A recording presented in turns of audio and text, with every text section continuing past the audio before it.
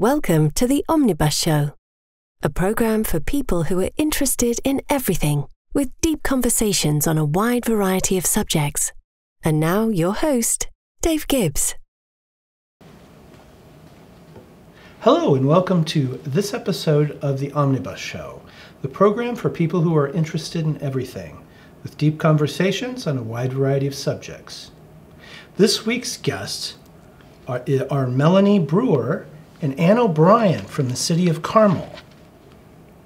Brewer is a senior project manager for the Community Relations and Economic Development at the City of Carmel. And O'Brien is the project manager with the same group. Welcome, Melanie and Ann. It's great to have you here today. Thank you. Good to be here. Thank you. Well, there's a lot to talk about. Yeah. We've had a very active year. Melanie, to start things off, can you tell us about your department and Sure. how Carmel's about to go into a transition, and just to tell our audience a bit about what's up and Sure. what we have to see in the absolutely. So my department, or our department, is Community Relations and Economic Development. So that can mean a lot of things, and it really does mean a lot of things. We do manage events and festivals and things that happen within the City of Carmel, and we also manage all of the communications that go out from the city to our constituents, as well as any media, marketing, advertising, all of that kind of sits underneath our department. Yes. We work very closely with Mayor Brainard, so that as the transition you're referring to, it is his last year as Mayor of Carmel, which will be a very interesting, bittersweet moment for all of us. At 28 years, longest running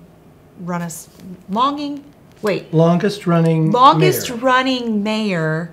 What, in the state, maybe, I think? That's a or big in the question. country. Pretty close. Yeah. Pretty close. Obviously known for his roundabouts, and I've spent many hours working on presentations for him to travel all over the world to talk about that. I've spent many hours driving on those roads. Yes, we have. Our cars, it's just like old habit, right? Exactly. Turn left, turn left. And also the development that's happening here in the central space of Carmel, right along the Monon Greenway. We have had the opportunity to host groundbreakings and press conferences and grand openings for the last 20 plus years, 18 myself, I've been in the department. So just seeing the growth and being able to promote that and talk about that and host events here in the community for everyone to enjoy has just been really fun. Yeah. Well, that's fabulous. Yeah. I mean, it's just, the city has grown so much from a farm community to a suburb, which is primarily in the 290 zip code area. That's the south side, for those who aren't in Carmel, along the 31 corridor, into a destination city. Yeah. And so, and Ann, you've also been with the city, you've been with the Center for the Performing Arts, and you were the founding marketing manager and then also the VP of Marketing Communications. That's right. So that project itself was quite a development, because that's, that's a destination facility, music and everything.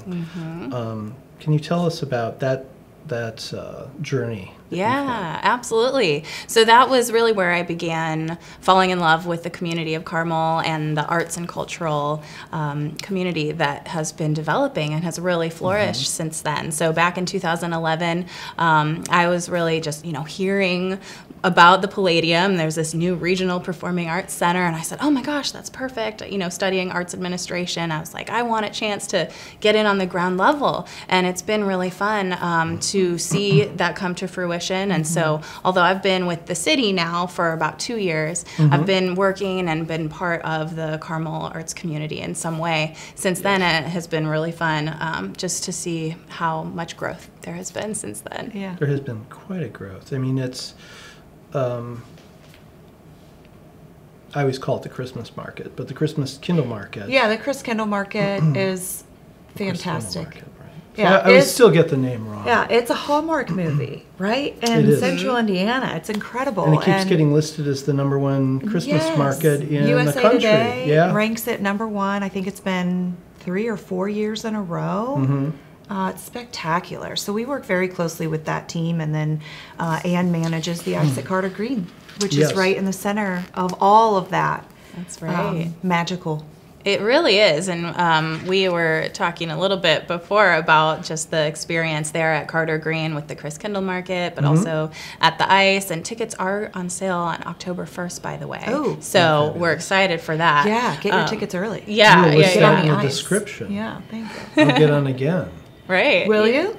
I'll try. You two have to be there to carry me. Okay. All I'm not a right. good skater. Well, all levels are welcome, and that's Yes. the best part of Yeah. it is It that, is. you know, it really is a magical area. And now, especially there at Carter Green as well, we have the Paleidoscope, which is the newest attraction, Oh, a yes. nightly light show, essentially, that's from 9 to 11 at nightfall. Yes. It's a 12-minute show and fully transformative experience, Yeah. essentially. Yeah. And so there's lots to do in the winter, in the summer, in the morning, at night, all of that.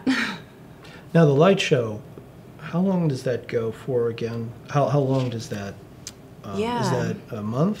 Is that? Yeah, so it's actually going to be nightly, really kind of Indefinitely. Indefinitely, and so Okay. it will seasonally change. And so right now it starts at 9 because that's when it gets dark. But when it gets dark earlier, we'll start earlier, and the show itself will change seasonally as well. So we'll have a new theme, a new design when the Chris Kindle Market comes out. So right Yes. now it's Eos, the First Dawn, which is a wonderful sort of Greek mythology themed, Very celestial yes. stars, and it's very cool. It Fairy is. tale type of pictures. It's neat. It Yeah, is. with all the different colors. Yes. Yeah.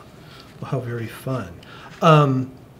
And we've just had, when this show comes on, we've just had the Artomobilia program. We had John Leonard on here previously. And coming up, we also had Jill on.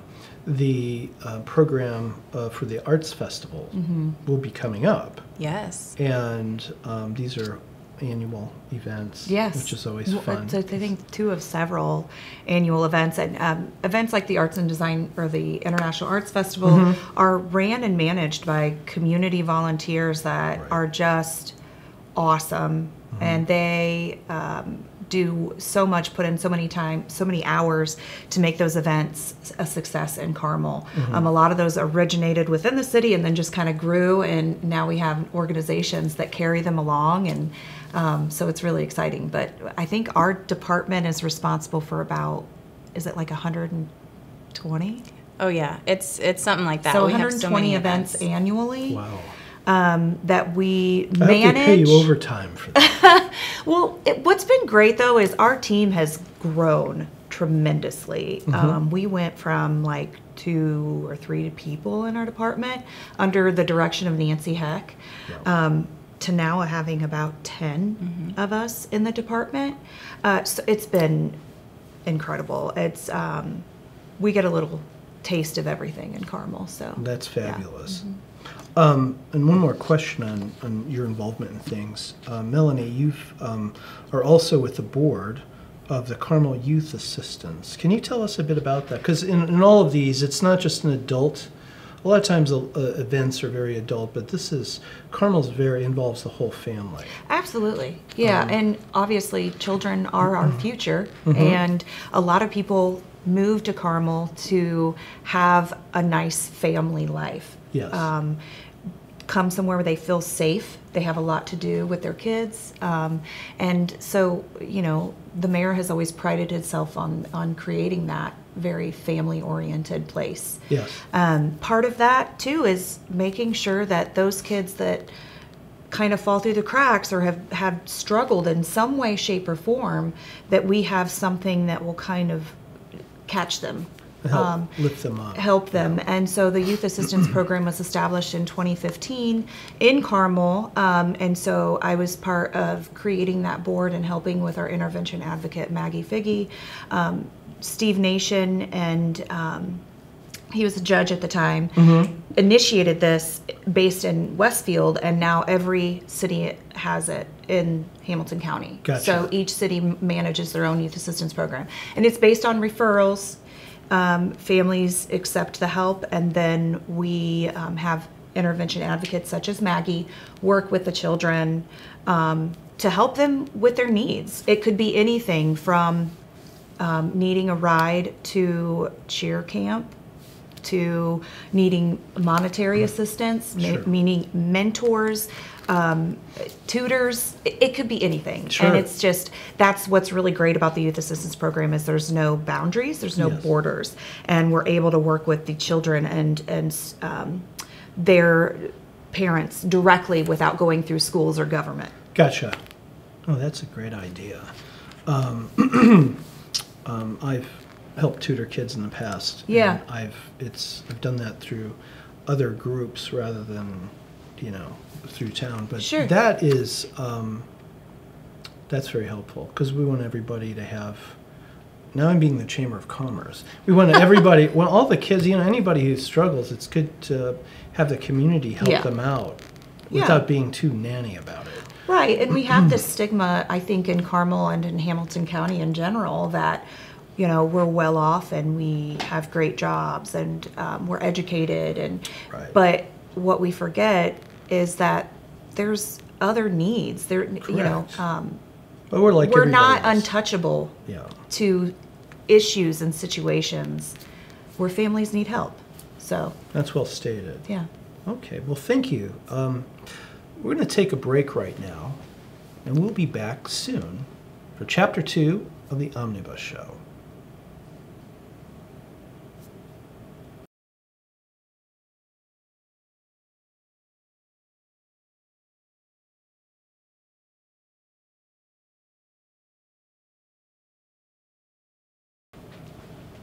Well, hello and welcome back to Chapter 2 of the Omnibus Show.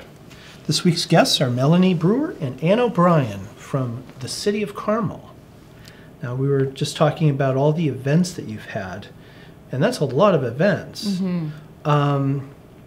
Can you tell us a little more about the events, just some highlights? Because to go through 120, we'll be here for a couple hours. Yeah, that's the truth.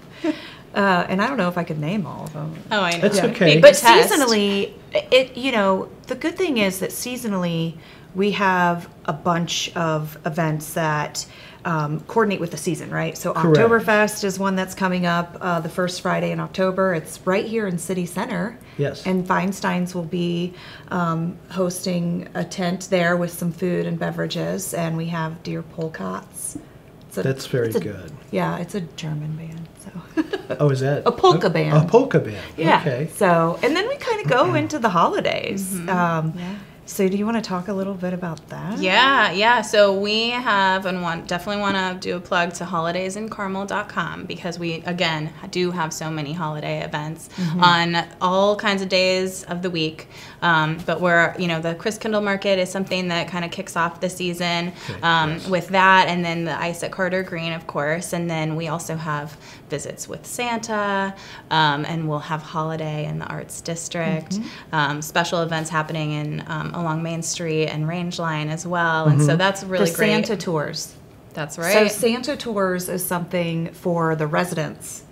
We get the fire trucks and the street department trucks, and they just dress them up with bells and whistles, and Santa jumps on board, and the Grinch may even show up, and they tour around the whole city, and we have different nights where they hit up different spots. So holidaysincarmel.com, make sure you know when they hit your neighborhood. Yeah. Well, we'll put that in the description. Okay. Good. And for those who, may not live here, or even for those who do, the holiday trolley is a really great option too, which goes around to the different districts in Central Carmel. So, that would include the Arts and Design District, Midtown, City Center. And it's a really quaint, kind of old-timey trolley, truly, And so it's a really great thing that's free. All of our events are free, which is an awesome thing as well. So we really just invite people to come out and, even if it's cold, we still have our events. Yes. We get people outside. The mayor always says there's no such thing as bad weather, it's bad clothing. So, Of course. you bundle up, you can enjoy You anything bundle up. outside in the. And then Yeah. the COVID, actually, the thing that came out of COVID were the igloos. Dining out in an igloo. Yeah. So honestly, that really didn't come from COVID. Okay. No, I stand actually, that corrected. came. We were traveling for a conference. Well, it used to and be kind of winter. It's a winter-esque, so it creates sort of an outdoor, atmospheric dining experience. Right. When it is cold. Of course. So we saw it, I think, when we were traveling for a conference in Canada. Nancy and I saw it along the river. One of their restaurants that has an outdoor setting had all these igloos, and they were lit up, and they had furniture inside. Yes. We're like, we need those. Yes, So yeah, we kind of fabulous. place them throughout Carmel along the Magnificent Monon. Yeah. I know they've been, I've seen them at Anthony's. Yeah. Yeah. And I know they've been around, but I know that some places were using them after COVID. Yeah. Or during, or To whenever sort you of- could Right. get outside. Space again. out. Yeah, Yeah. space out type of thing. But yeah, those are perfect for the winter season. Yeah. So they'll be out again this year. Yeah, and we actually have some new types that we will see for the first time this year. Oh, really? Yeah, they're Please more tell like us. what are we calling those? Like home They're more like greenhouses, Yeah. but for the winter. they're like winter homes almost, like winter garden houses almost. So So- they're a little bit taller. They're more like shaped like you said, like a garden house or a greenhouse. But like a blow up type of. It's not a blow up. Actually, they're made with like these metal. The street department who put them together. Shout out to them because we could not do any events without the street department. They work their tails off Yes. to help us make those happen, along with so many others. I mean, we have event planners and coordinators, and but the street department puts together these houses. They're like metal rods. They like link them together, and then it's not plastic, but it's kind of like, I don't know what they're called. Do you even know what it's made out of? I'm not sure. Anyways, But we're it's gonna excited. be You'll cool. see them soon. That's all that matters. That It's would gonna be be cool. very fun. That'll be a great dining experience for everybody. Yeah. Yeah. They can bring everyone out. So it'll be at Midtown. It'll be in Those Midtown. Midtown and by Anthony's Chop House. Okay. Along the boulevard. Along Yeah. Monon Greenway. Yeah. Greenway. We call it Magnificent Monon in the holidays because we decorate a bunch. Yeah. It always looks great. Yeah. It always looks very, very fun. Now, will there be anything new that you'd like to tell the audience coming up in the new year? Yes. So when holidays are past us and it's still cold, the Ice at Carter Green is still open. So we will continue to do Festival of Ice and Carmel Winter Games, which are annual events. But this year, 2024, includes a leap day. And so we are extending the hours and dates of the Ice at Carter Green, and we're going to do a leap day birthday party. So that is one thing that we can only do this upcoming year. Right. And then 4 years later. Okay. But still, that is like the one time. Yeah. Oh, and tell them about the eclipse. Of course, the eclipse is another special Yeah. thing coming up in April 2024. So Carmel is in the path of totality, which means that we'll actually, the moon will be covering the sun for its entirety, and it'll be completely dark. And so we're planning April 8th that lots of people are going to be coming into Carmel. And so right now the schools have even called that Monday, it'll be a Monday, kind of a last day of spring break, really. So schools will be off so that families can experience this together. But we think and are expecting, according to experience in other cities, that this is going to be a big tourist destination. Yes. Traffic might be a little rough. In fact, we're expecting it to Yes. potentially be gridlocked just based on the fact that there will be so many people around. Yes. But we'll have some viewing stations at Carter Green as well. So we're encouraging the community to prepare. You know, it's one of those, you're welcome to join us and we carpool, all that kind of thing. Yeah. But definitely visit our website and learn more about what's open, what's closed. Yeah. That's a very special day for this year. Eventsincarmel.org. Eventsincarmel.org is the perfect place for everyone to go look at because we really can't list all of them, and we do have special editions every now and then as well, so that'll be the most up-to-date spot. Thank you. again, we'll put that in the description for everyone to look and to refer to. Well, Melanie and Anne, it's great having you here with us today.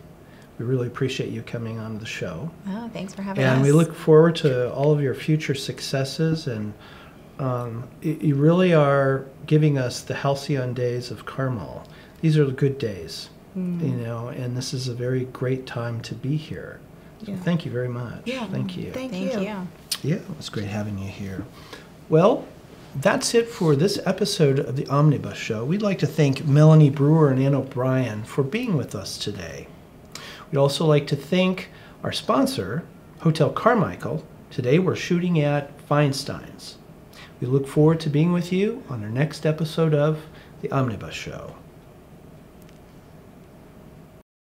If you enjoyed this program, please like, share, and subscribe to continue the conversation. For the Omnibus Show newsletter, please sign up at theomnibusshow.com.